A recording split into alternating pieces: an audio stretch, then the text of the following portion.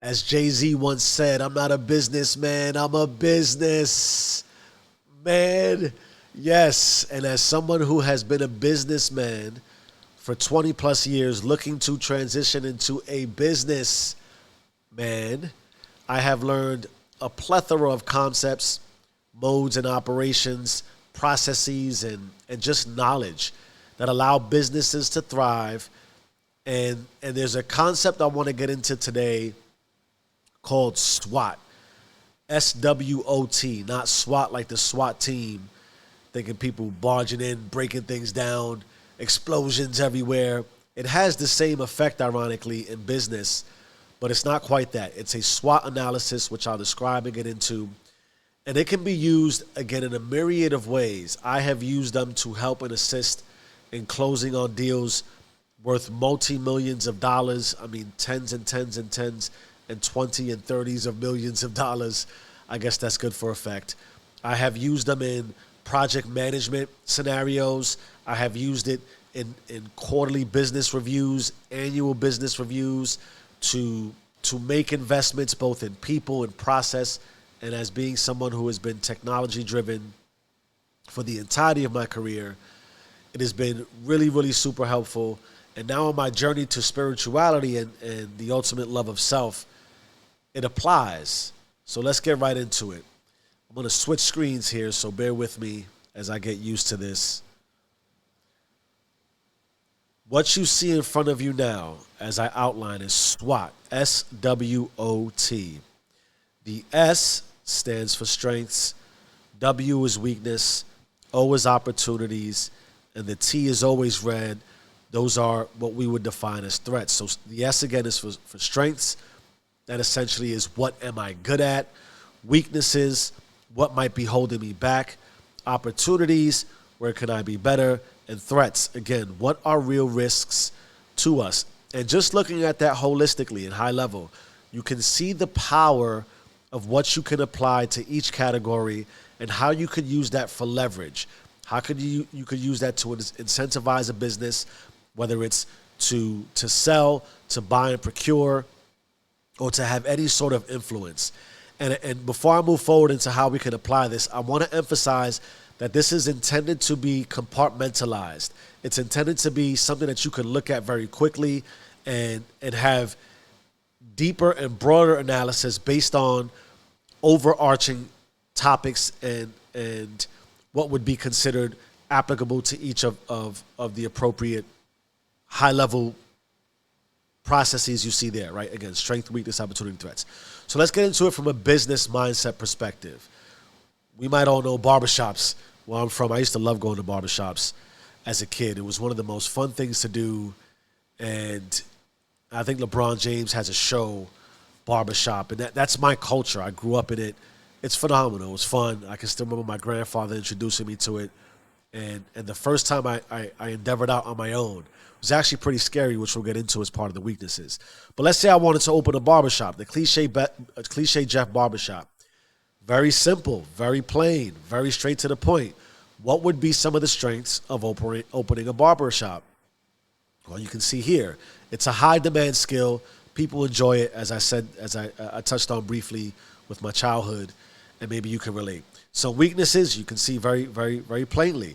They can be expensive. Some people fear it, especially when you're young and are just journeying out.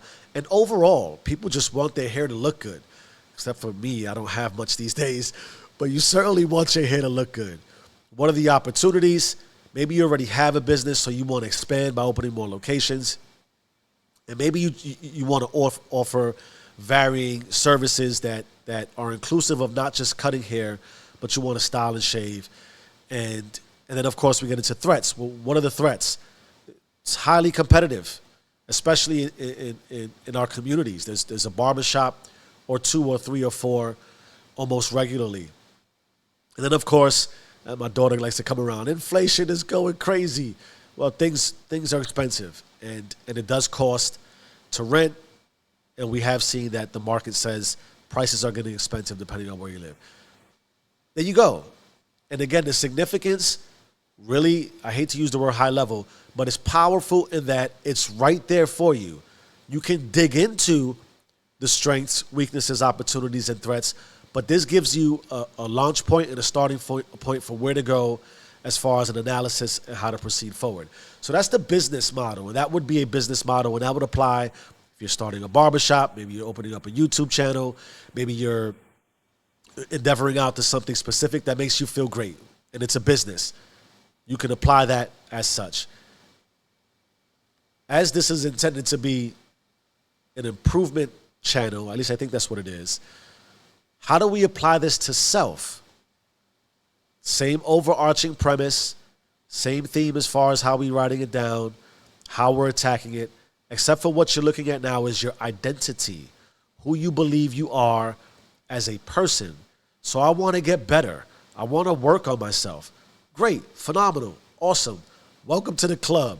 What are your strengths? Are you a hard worker, a quick learner? Do you have a creative passion for writing? For me, obviously, I like to talk. I'm here on a mic.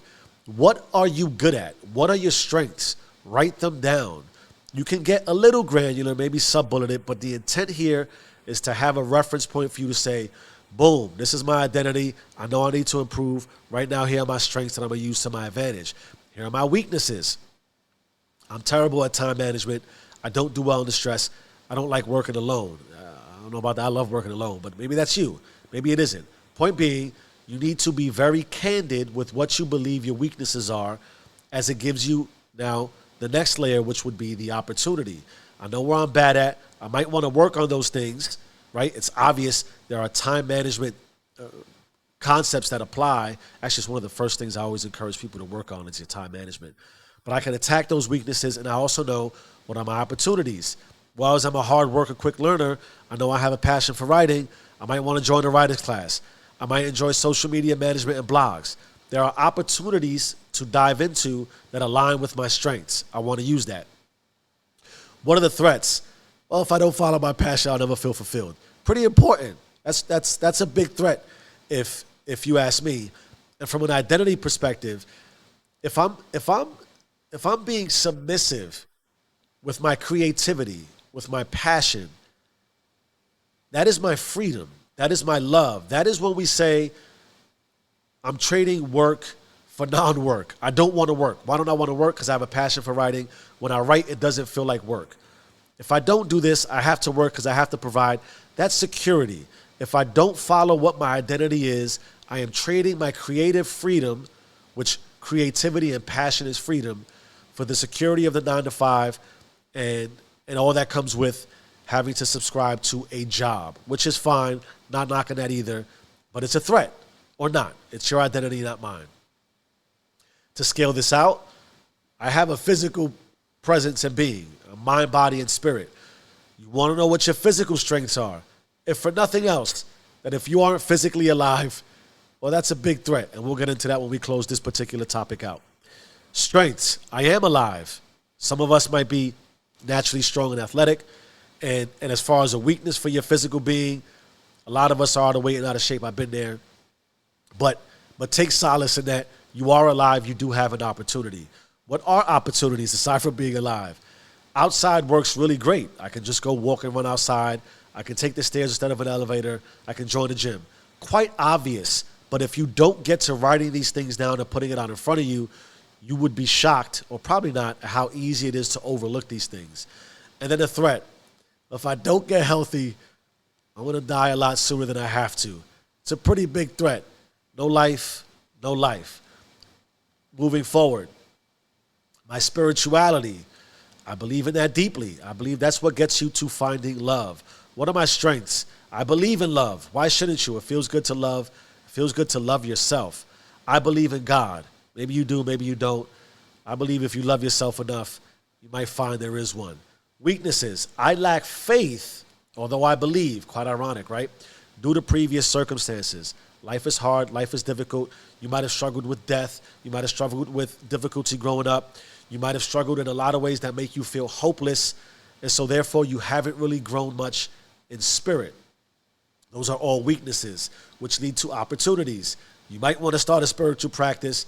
You might want to be very thoughtful about your thought and consider that as a form of prayer. And it is the first step in creation if you follow any universal law or believe in mind, body, spirit, thought leads to feeling, feeling leads to word and action and how you behave, which is your identity, what we started with. And what's the threat to all this? If I don't find self-love, I will never be happy. That's a real thing. That's a real possibility. And if I don't have faith, what do I really believe? Such is the beauty of life. SWOT analysis. Not intended to be complex, not intended to be overly difficult. Something that businesses at small, medium, and large scale implement regularly, whether it's the frontline operational level, whether it's at the strategic level where decisions are made, at what will be considered the executive level, the C-suite, if you would. Also research and development, the people who are attempting to innovate. Everyone in any scope, any scale, in any business needs to understand what their strengths, weaknesses, opportunities, and threats are. If you apply that to yourself, and you apply that to your identity, and you apply that to the process of trying to improve yourself, well, then the type of investments businesses make in the multi-millions of levels, at least from a dollars and cents perspective, can be a huge return on your investment in the love you have for your life, your only life, at least that I know it as it is right now.